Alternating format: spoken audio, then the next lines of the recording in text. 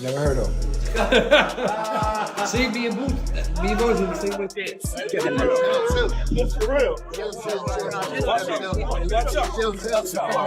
The rivalry between Terence Crawford and Jaron Boots Ennis has become one of the hottest topics in boxing.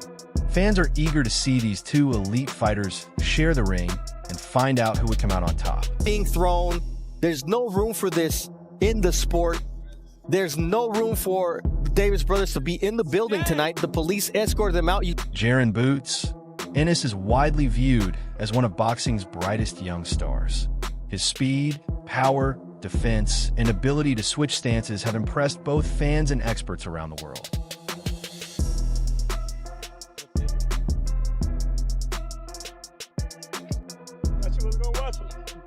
Terence Crawford has already cemented his place among boxing's greatest fighters. After winning world titles in multiple weight classes, he has built a reputation as one of the sport's elite champions. Crawford is the best fighter on the planet. Pound for pound, he's that dude. In this four-belt era, he is now the undisputed world champion. 3 times over, 140 pounds, 147, now 168 pounds, claiming all the belts. You don't see people doing that very often. Going up against a guy who was perceived as being bigger and stronger, Crawford was strong. Crawford was strong enough to fend him off, strong enough to make him respect his own power.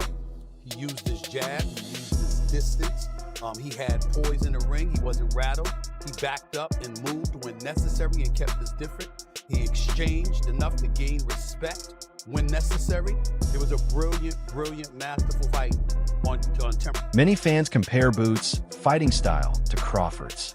Their ring IQ, sharp timing, and ability to switch stances make both fighters incredibly difficult to beat. I want to see. Yeah. I want to do it. Do you respect him as like when he's like, I got a couple fights left, I'm at the end, I'm only trying to get mega fights, so. I understand it, but don't lie or kept to the net and make it seem like I had the opportunity to fight you and I didn't. I never did. You know what I'm saying? And then that one time that I did, we said they called. And we said, we never heard nothing else back about it. So, right. I mean, I respect it, though. I mean, get your money. You know what I'm saying? Do your thing. But don't just. Despite the similarities, each fighter has built his own identity. Crawford spent years creating his legendary legacy, while Boots continues working toward establishing his own place among boxing's biggest names. Cancel out each other as far as height. You know, they both switch hitters, lift, and everything. All of that cancels out each other. So they are literally the same people, pretty much. The only difference is Crawford done been in the big stage against big fighters so many times.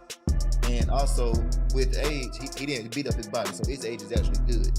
He got the grown man strength. He not just grown man strength, but he built on top of that. Like look at him at 135. He was a little scrawny dude. He wasn't a big dude. Now look at him. He ripped up everything. He's strong. So I feel like he got everything, all the experience, all the knowledge. So I gotta go with Crawford. And throughout his career, Crawford has overcome some of boxing's toughest challenges. His ability to deliver in high-pressure fights is one of the reasons many consider him one of the best pound-for-pound fighters in the world. Yeah, as much as a lot of people, say we have similarities and, we switch a lot and we fight a lot. He's not me, and I'm not him, so. Yeah. Tiana had said comparison that like he's like a Chrysler 300 and you're like a Batman. Yeah, once again, he's not me. He's trying to get to where I'm at. He's where he at, I'm where I'm at. He got a long way to go. For years, fans, promoters, and fellow fighters have talked about a possible Crawford versus Boots showdown. Many believe it would be one of the biggest fights boxing has to offer.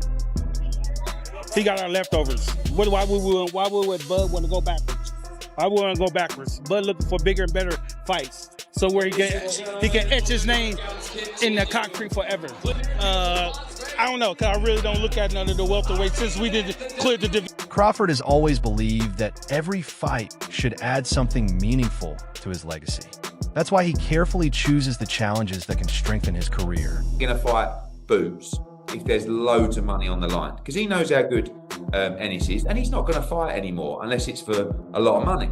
So we have to do what we say. We have to prove the quality of Ennis, and he has to earn his shot against Crawford. But that is the fight that I look at in 9 to 12 months' time, 3 fights down the line. And I think US fight fans are going to be crying out for that fight. Like, you imagine if we beat Lima on Saturday, we beat Ortiz, we beat Fundora or Mertzalayev or Zayas.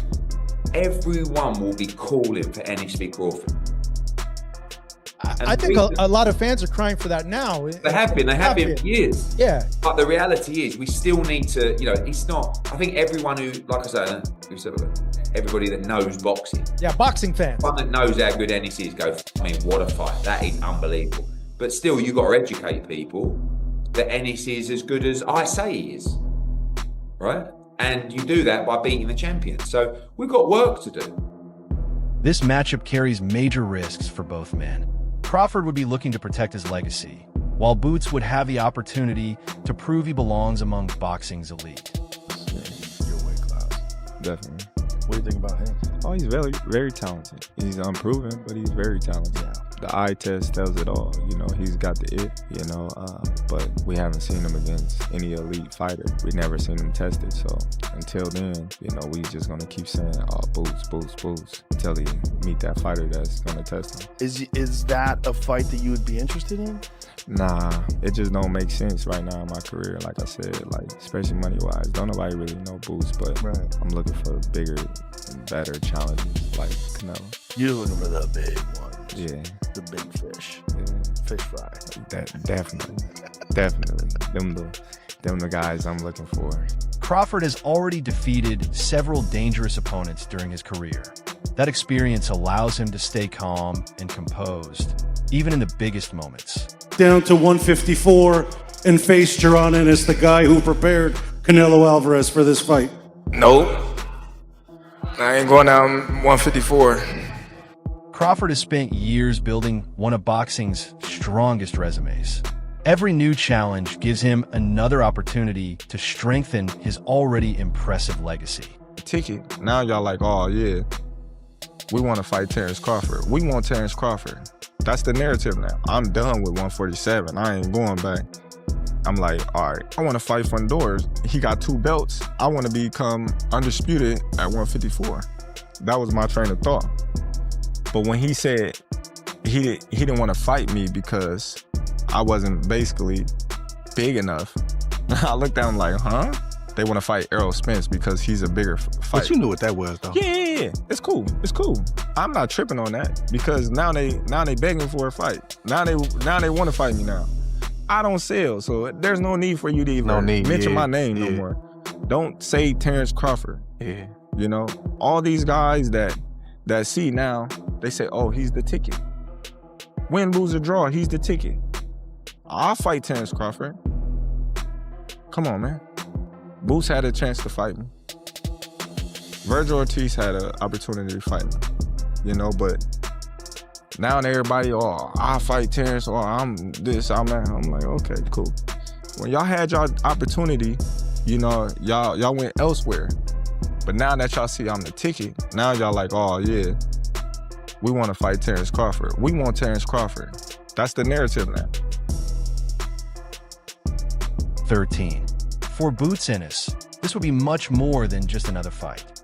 It would be his chance to prove that he is the next global superstar in boxing. And I know what I'm capable of. It's not like a surprise to me. It's a surprise to y'all because y'all didn't believe me, But for me, I knew I could do it, and I believed that I could do it. I just needed the opportunity. That's all they say. I've been fighting. There's nobody. What can they say now? Somebody tell me what can you... If Boots were able to defeat Terence Crawford, it could instantly elevate him among the biggest names in the sport and become the defining moment of his career. I think Crawford should fight him right now if he's ever going to fight him. If he wants to, if Crawford has it in his mind to fight Boots, you might as well do it now. What did Floyd Mayweather do with Canelo Alvarez? Now Canelo was already an enormous draw, and that's the difference. Yeah. But he didn't wait till he got super old, and Canelo entered his prime. He got him. right then. But are we talking business right now? Because if you're Boots, right? And I guess the thing for Canelo is Floyd made some good money there. Canelo had a nice following. Is there a super big following for Boots outside of just the boxing world? That's what Max is saying. The market is not that I know, big. but what I'm saying is like, so the money was like, if I'm Crawford, would I jump out there and fight? Because Boots ain't no easy fight. Is the risk worth the reward? You know what I'm saying? The answer right now is no. I think Boots is probably a little bit bigger than we're giving him credit for commercially, especially after this performance. And I think if you fight Crawford, it would rise to a level. After Crawford's win over Canelo on Netflix, I think people do want to see this fight. Is it a mega fight? Maybe not, but I do think it's a very commercially... From a stylistic standpoint, this is a fascinating matchup. Both fighters possess elite speed, sharp accuracy, outstanding footwork, and world-class boxing skills. I'm tired of answering questions about it. He already said millions of times that he not fighting me or looking my way, so I'm just tired of answering those questions, you know. And if a fight happened, it happened. You know, I wanted it to happen, but if not... The possibility of Crawford facing Boots has created tremendous excitement throughout the boxing world. Fans everywhere are hoping this dream fight eventually becomes reality. He said world-class fighter. I guess he's trying to say if you're a world-class fighter.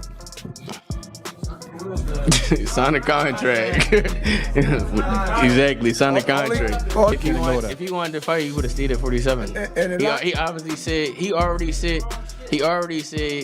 wanted to move up and accomplish to be undisputed at 54 or something like that. So, yeah, he definitely did say that too.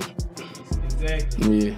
We ain't worrying about right now. We ain't worrying about Crawford. We're gonna clean 147 now, and then we're gonna move to 154. If he there and he got a belt, we coming after him. For Boots, this is about creating his own legacy. He doesn't want to be remembered as the next Terence Crawford. He wants to become the first Jaron Boots Ennis. And the fight that stylistically will be, oh my goodness, is a fight between Terence Crawford and Crawford Boots Ennis.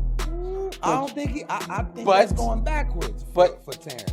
To that point, Jaron doesn't have the kind of accolades. He doesn't sell to the mass and all these. So this fight was perfect timing for both these. Terence Crawford's legacy is already secure, but every great champion is remembered by the challenges he accepts. If this fight ever happens, the entire boxing world will be watching.